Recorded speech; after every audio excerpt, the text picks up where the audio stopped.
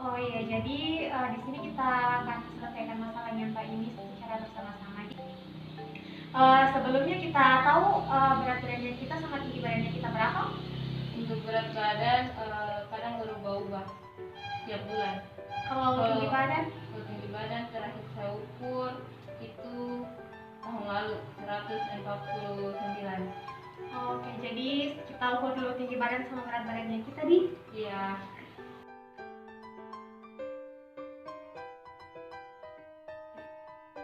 Tinggi badannya kita.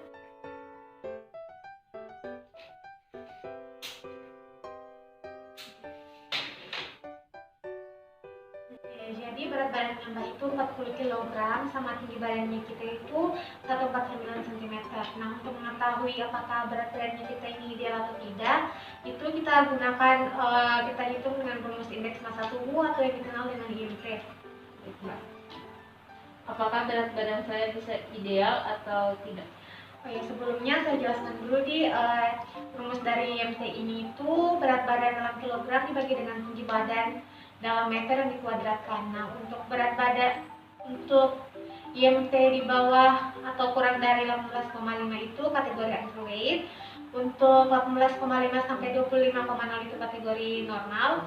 25,1 sampai 27,0 itu kategori overweight, dan di atas 25 itu kategorinya obesitas.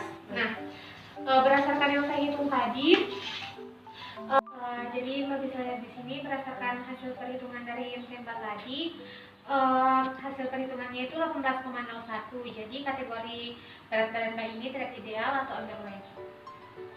Oh iya, Mbak, di sini saya ingin menanyakan kenapa berat badan saya tidak ideal. Oh ya, jadi sebenarnya berat badan yang tidak ideal itu disebabkan oleh banyak faktor. Di antaranya itu dari faktor genetik, faktor aktivitas fisik, juga faktor pola makan yang tidak teratur. Iya Mbak, memang di sini pola makan saya tidak teratur dalam sehari-hari. Biasanya kamu makan itu sehari berapa kali? Kadang 2 kali, tapi jika sedang saat sibuk tugas makannya hanya sekali. Itu pun kalau sempat. Itu sudah hanya makan besar atau sudah dengan nyemil? Kalau untuk nyemil saya kurang suka, jadi itu hanya makan besar.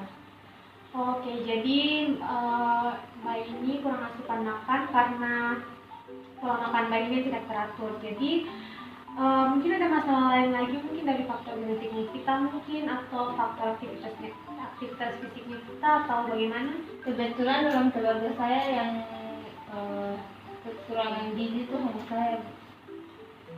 Kalau untuk aktivitas fisik seperti biasa hanya menyapu, mencuci, membersihkan rumah. Kalau mungkin sebelumnya kita pernah rasa mual mungkin, atau kita muntah-muntah, atau tidak nafsu makan mungkin, atau bagaimana? Kalau mual-mual iya, kalau kebanyakan makan nasi. Kalau untuk muntah-muntah juga tidak, kurang nafsu makan juga iya. Kalau kesulitan menelan mungkin pas kita makan tidak? Tidak.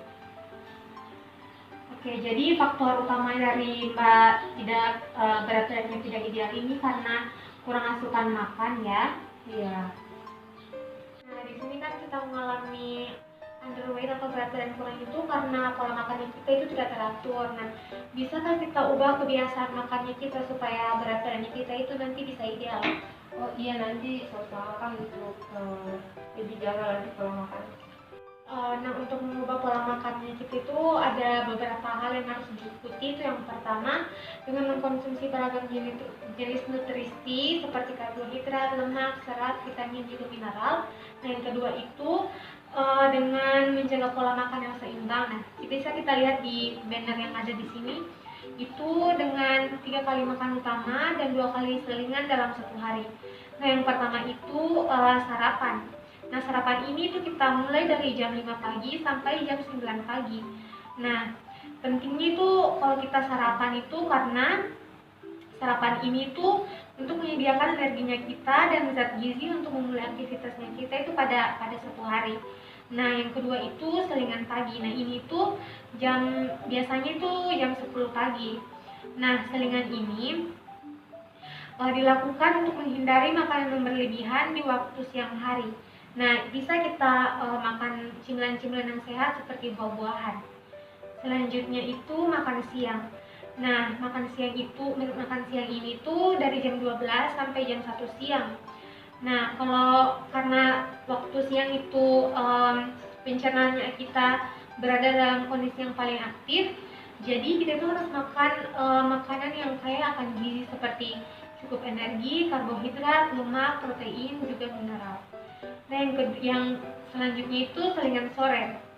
Nah, ini tuh dari jam 3 sampai jam 4 sore. Nah, sama seperti selingan pagi tadi, ini tuh untuk menghindari makanan berlebihan saat malam hari. Nah, bisa itu kita makan seperti beberapa keping biskuit mungkin, atau dengan diselingi dengan teh juga. Selanjutnya itu makan malam. Nah, makan malam ini tuh dari jam 7 sampai jam 8 malam. Nah, sama kayak makan siang tadi, kalau malam hari itu juga pencernaannya kita itu sangat aktif. Jadi kita harus makan makanan yang kaya akan gizi seperti yang saya sebutkan tadi, itu cukup energi, karbohidrat, protein, lemak, vitamin, dan juga mineral. Baik Mbak, saya akan mengatur pola makan saya lagi supaya lebih sehat dan bernutrisi. Jadi sebelumnya saya mau tanyakan dulu, ada pantangan makannya kita? Tidak ada. Alergi juga tidak ada. Kalau alergi kayak kacang kah atau udang tidak ada? Tidak ada. Kalau suplemen gizi yang kita minum? Hanya susu biasa. Tidak ada deh. Oh ya, jadi pola makannya kita itu harus dijaga, harus teratur seperti yang saya sudah jelaskan tadi, itu 3 kali makan utama dan 2 kali selingan, seperti termasuk yang terdiri dari makanan pokok seperti nasi, makanan lauk hewani itu seperti ikan dan juga daging-dagingan, lauk nabati seperti tahu dan tempe, juga sayur dan buah-buahan. Bisa? Iya, nanti saya usahakan. Mungkin masih ada yang mau ditanyakan mungkin, atau masih ada yang kurang jelas? Terima kasih Mbak, tadi sudah jelasin semua. Oh ya, jadi saya ulangi lagi, di pola makannya kita itu harus dijaga, harus teratur. Seperti yang sudah saya jelaskan tadi, itu ada 3 kali makan utama seperti sarapan, makan siang, juga makan malam, dan 2 kali selingan, yaitu selingan pagi dan selingan sore. Itu yang terdiri dari makanan pokok, lauk hewani, lauk nabati, sayuran, dan juga buah-buahan. Juga Mbak ini harus rajin berolahraga minimal 30 menit dalam sehari. Jangan dalam rumah terus, kerja tugas, duduk-duduk, atau main gadget saja. Iya Mbak.